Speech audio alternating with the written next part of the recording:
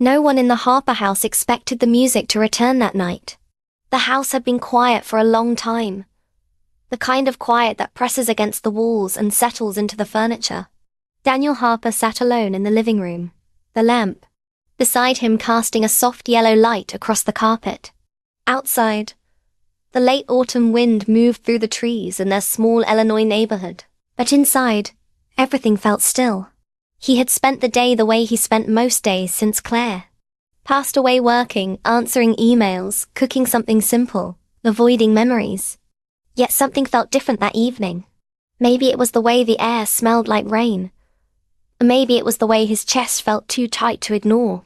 Without fully deciding to, Daniel stood up, walked to the hall closet, and pulled out his old acoustic guitar. The case creaked when he opened it, as if even it had grown stiff from disuse. Dust clung to the edges and he wiped it away with the sleeve of his sweater. For a moment he just stared at the instrument resting in his lap. He had not touched it in nearly 2 years. It reminded him of Claire sitting on the porch steps, her head leaning against his shoulder, asking him to play their song again, even though she already knew every word. He swallowed hard and almost closed the case again, but instead he adjusted the tuning pegs and brushed his fingers across the strings. The first sound was uneven, slightly sharp, but alive. He corrected the tuning by ear, his hands remembering. The melody was simple, slow, and honest. His voice followed quietly, not strong like it once was, but steady enough. He did not sing loudly, because he was not trying to perform. He was trying to feel something other than the dull weight he carried every day. Each chord felt like opening a window in a room that had been shut for too long. The music drifted through the hallway and up the stairs, slipping under doors, filling the empty spaces. Daniel closed his eyes as he sang, and for a brief moment he did not feel alone. He felt connected to something larger than his grief, something warm and human. What he did not know was that Ethan had paused halfway down the stairs when he heard the sound. The 17-year-old had been heading to the kitchen for a snack, earbuds in, mind elsewhere. But the faint strum of a guitar stopped him. He pulled one earbud out, confused. He had not heard that sound since his mom was alive. Carefully, he stepped closer, each note pulling him forward. When he reached the corner of the hallway, he saw Daniel sitting on the couch under the lamp, shoulders slightly hunched, fingers moving with careful focus. Ethan stayed quiet, watching. He felt something twist inside his chest, a mix of surprise and something softer he could not name. For 2 years he had seen Daniel as distant, polite, responsible but closed off. They lived in the same house, shared meals, exchanged small talk, but they did not share feelings. Now Ethan was seeing a different side, one that looked vulnerable and almost fragile. When Daniel's voice trembled on a high note, Ethan felt the urge to step away and give him privacy. Yet, he also felt a strange pull to stay. The song ended gently, the final chord fading into the room. Daniel opened his eyes slowly, unaware he had an audience. Ethan stepped forward then, the floorboard creaking under his weight. Daniel looked up sharply, embarrassed as if he had been caught doing something he should have hidden. "I didn't know you were home," Daniel said, placing his hand over the strings to stop their vibration. Ethan shrugged, trying to act casual even though his heart was racing. "Why'd you stop?" he asked. The question hung between them, simple but loaded. Daniel hesitated, searching for an answer that did not reveal too much. "It's been a while," he replied. Ethan nodded and glanced at the guitar. "You used to play that for Mom." The words were not accusing, just true. Daniel felt the familiar ache at Claire's mention, but this time it did not crush him completely. Instead, it sat beside him like an old companion. "Yeah," he said softly. Silence stretched across the room, but it was different from the heavy silence of before. It felt uncertain, almost hopeful. Ethan shifted his weight and met Daniel's eyes. "You're still good," he said. Daniel let out a small, nervous laugh. "I'm rusty." Ethan shook his head. "No, you should keep playing." The simple encouragement landed deeper than Ethan realized. Daniel had convinced himself that music belonged to the past, locked away with memories too painful to touch. Hearing Ethan ask him to continue felt like permission to bring a piece of that past into the present. He studied his stepson's face, noticing how much older he looked now. How grief had shaped him too. In that quiet exchange, both of them understood something without saying it. They had been protecting each other by staying silent, but the silence had built walls instead of comfort. Daniel lifted his hand from the strings and positioned his fingers again. He took a steady breath and began the melody once more, this time aware that he was not alone in the room. Ethan walked closer and sat in the armchair across from him, listening openly.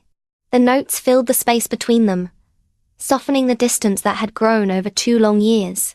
Neither of them spoke again that night, but something important had begun. The music was no longer just a memory of what they lost. It was the first step towards something neither of them had expected, a new connection forming quietly in the sound behind a once-closed door.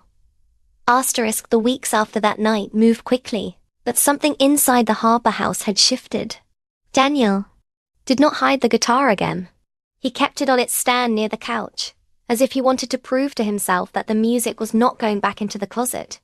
At first he only played in the evenings, soft songs after dinner, while Ethan pretended to scroll on his phone nearby, but soon the routine felt natural. The silence that once filled the house was replaced by chords and half-finished melodies. Ethan never pushed too hard, yet he never let the music fade either. He would ask simple questions like, "What song is that?" Or, "Did you write that one?" And Daniel would answer, sometimes short, sometimes thoughtful, slowly opening parts of himself he had kept closed.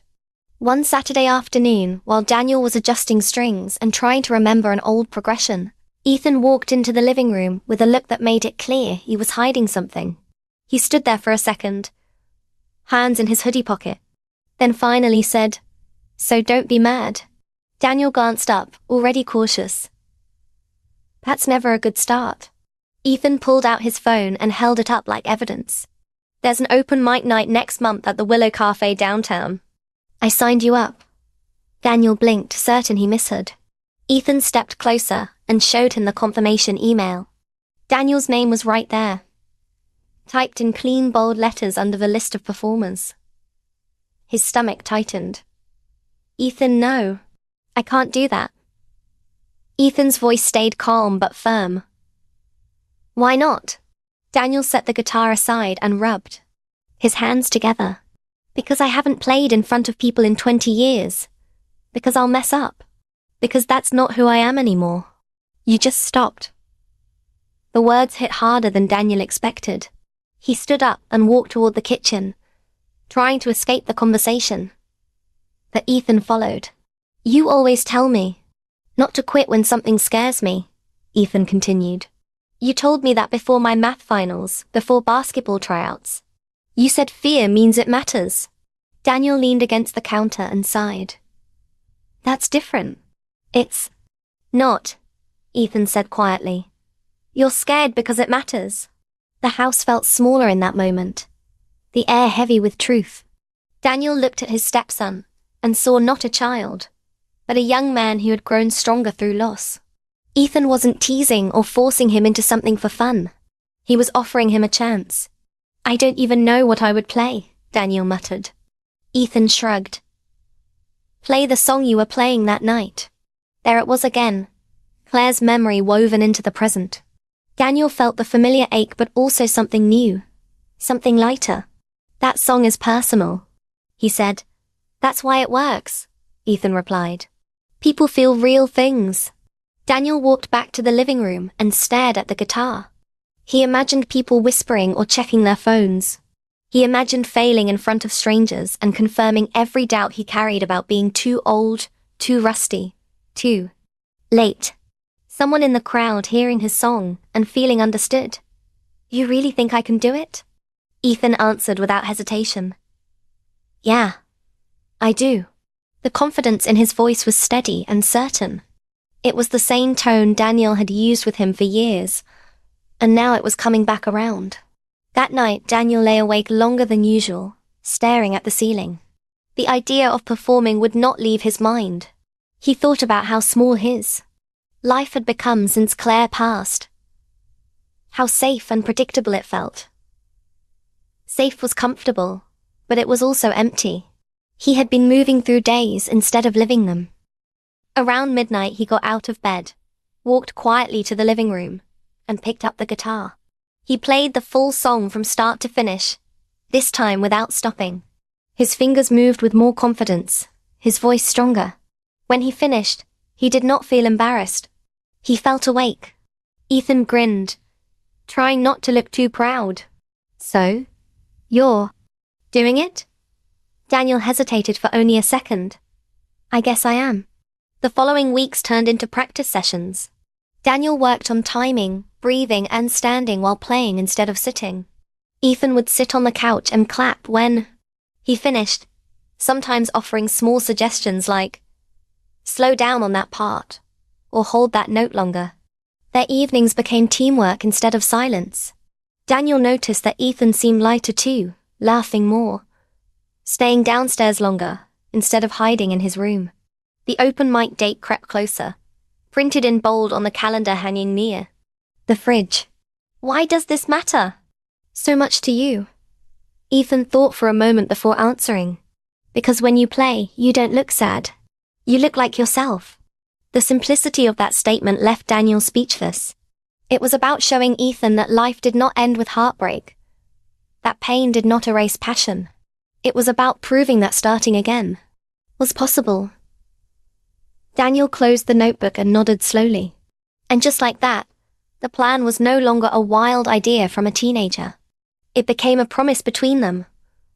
A shared step towards something bigger than a small cafe stage. Something that would test Daniel's courage and reshape the quiet house forever. Asterisk, the night of the open mic arrived faster than Daniel expected. And by the time they pulled into the parking lot of the Willow Cafe, his hands were already cold against the steering wheel. Ethan unbuckled his seatbelt and looked over with calm confidence that felt far beyond his 17 years. Daniel nodded, though his heart beat so hard he could hear it in his ears. Inside, the cafe buzzed with quiet chatter, the smell of coffee and fresh pastries filling the air. A small stage stood near the back, just big enough for a stool, a microphone, and a single spotlight. Daniel signed in at the counter, his name already printed on the performer list, and seeing it there made everything real. He was third in line. That gave him time to think, which almost made things worse. He sat beside Ethan at a small round table near the front, guitar case resting against his leg. The first performer sang an upbeat folk song, earning warm applause. The second read a short poem about second chances, and Daniel felt the words. "Please welcome Daniel Harper." Polite clapping followed him as he stood, each step toward the stage feeling both heavy and light at the same time. He placed the guitar strap over his shoulder and adjusted the microphone. He wanted to be honest. He sat on the stool, looked out at the faces in the dim light, and then his eyes found Ethan in the front row. Daniel took one slow breath and began to play. The first chord rang out, clear and strong, louder than it had in his living room, and it filled the cafe with a sound that surprised even him. His fingers moved smoothly, muscle memory guiding him past the fear. When he started to sing, his voice shook at first, but he kept going. He focused on the lyrics, on the meaning behind them, on the memory of Claire smiling on the porch years. Halfway through the song, Daniel felt the nerves shift into something else. The fear did not disappear, but it changed shape. It became energy, pushing him forward instead of pulling him back. He lifted his eyes from the guitar and looked at the audience, really looked at them, and saw people leaning in, listening closely. A woman near the back wiped at her eye. A man by the window nodded along with the rhythm. The connection was real, and it was happening because he chose to stand up there instead of staying home. When he reached the final chorus, his voice grew stronger, fuller, and for the first time in years he felt like himself again. Not just a widower or a provider or a man moving through routine days, but an artist sharing something honest. The last chord echoed softly before fading into silence. For one long second, the room was completely still, and Daniel wondered if he had imagined the whole thing. Then the applause came, not wild or loud, but sincere and steady. Around him like reassurance. He stood slowly, almost dazed, and nodded in thanks before stepping off the stage. Ethan was already on his feet, clapping with a wide grin that Daniel knew he would never forget. Pulled him into a quick hug. Something they had not done in a long time. "You did it," Ethan said, pride clear in his voice. Daniel laughed, breathless. "Yeah, I guess I did." As the next performer set up, a woman approached their table. She looked close to Daniel's age, with kind eyes and a calm presence. "Hi," she said gently. "I'm Rachel." Daniel stood, still holding the guitar. "Daniel," she smiled. That song was beautiful. It felt real. He felt a small wave of embarrassment but also gratitude. "Thank you. It means a lot." Rachel explained that she volunteered at a local community arts center, and that they often looked for musicians willing to share their skills. "Have you ever thought about teaching?" she asked. The idea caught Daniel off guard. Teaching meant stepping into the light again, not just once but regularly. Before he could respond, Ethan spoke up. "He should." Daniel shot him a look, but Rachel laughed softly. The word connecting echoed in his mind. That was what he felt. On stage, what he felt in the living room weeks ago. What he felt sitting beside Ethan right now. "If you're interested, we'd love to talk." Daniel slipped the card into his jacket pocket, unsure of what he would do next, but aware that the night had already changed him. As the event continued, he found himself relaxing, talking with other performers, even laughing easily. The fear that once felt overwhelming now seemed small compared to the reward of stepping forward. When they finally walked out into the cool night air, Ethan nudged him playfully. "So, Mr. Open Mic, how do you feel?" Daniel looked up at the dark sky, stars faint above the city lights, and searched for the right word. "Alive," he said. The car was filled with excited conversation instead of silence. Ethan replayed his favorite parts of the song, imitating Daniel's serious stage face, and Daniel shook his head, smiling. Yet beneath the jokes and laughter was something deeper. A shared understanding that they had crossed a line together. Daniel had stepped back into a part of himself he thought was gone, and Ethan had been the one who pushed him toward it. As they pulled into the driveway, Daniel touched the card in his pocket and felt a new question rising inside him. Performing once was brave, but what would it mean to build something from this moment? He did not have the full answer yet, but he knew one thing clearly as he turned off the engine and looked at his Stepson with quiet gratitude.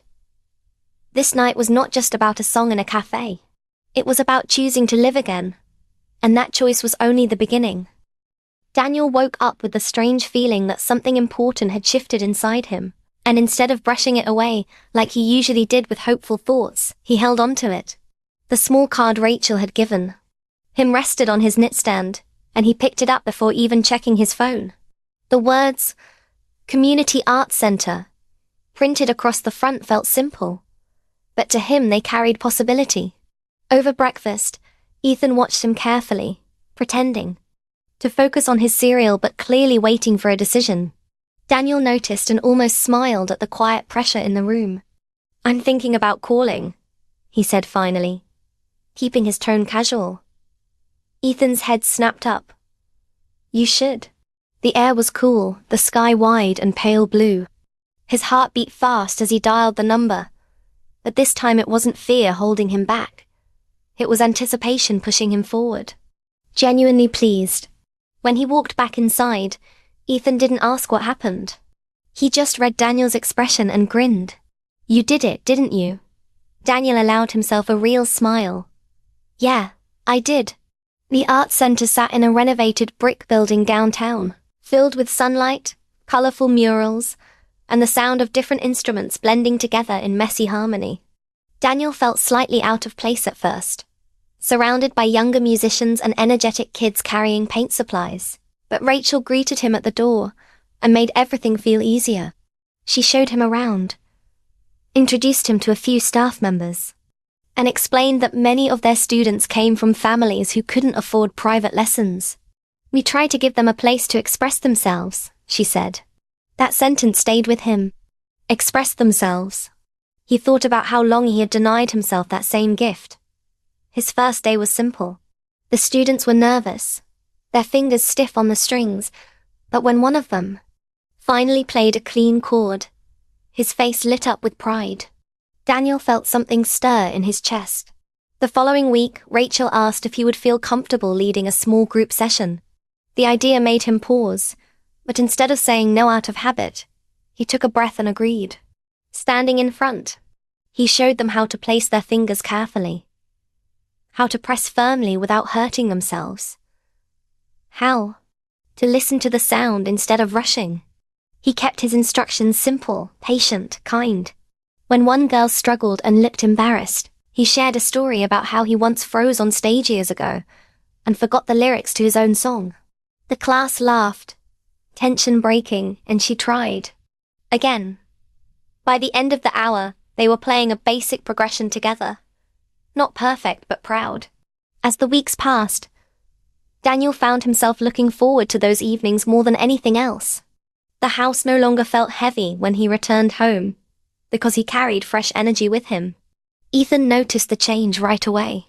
Daniel laughed more, moved easier, talked about future plans instead of only responsibilities. One evening after, Daniel told her about Claire, not with the sharp pain he once felt, but with gratitude for the years they shared. Rachel listened without judgment, her presence calm and understanding.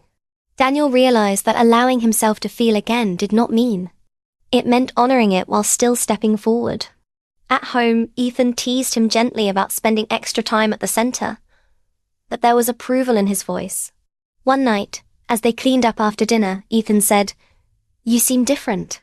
The comment, "Different good or different weird?" Ethan laughed. "Good, you don't look stuck anymore." For 2 years, Daniel had been frozen in place, afraid that moving forward meant leaving Claire behind. Now he understood that staying frozen helped no one. A few months later, the Arts Center hosted a small fundraiser, and Rachel encouraged Daniel to perform again, this time not as a nervous newcomer but as part of the community. He agreed without long hesitation. On the night of the event, the room was fuller than the cafe had been, filled with families, students, and local supporters. Ethan sat in the front row beside Rachel, the two of them talking comfortably like old friends. When Daniel stepped onto the stage, he felt steady. He looked at the faces in the crowd, at the students he had guided, at Ethan who had pushed him to begin, and at Rachel whose quiet belief had helped him continue. This time, he added a new verse he had written, one about starting again even when fear says stay still. As if he had been waiting for this version of Daniel to return. Stage and joined them. Ethan wrapped him in a quick hug and said, "I knew you had it." Daniel looked at him seriously. In that simple exchange, he understood something powerful. He thought he had been teaching chords and melodies at the center, but he had also been teaching courage at home. By choosing to step into the light again, he had shown Ethan that life does not end with heartbreak, that new chapters can begin at any age. As the evening ended and they walked out together, under the cool night sky, Daniel realized the biggest surprise was not that he performed again, or even that he met someone new. And to keep playing, not just for the memory of what he lost, but for the promise of what was still waiting ahead.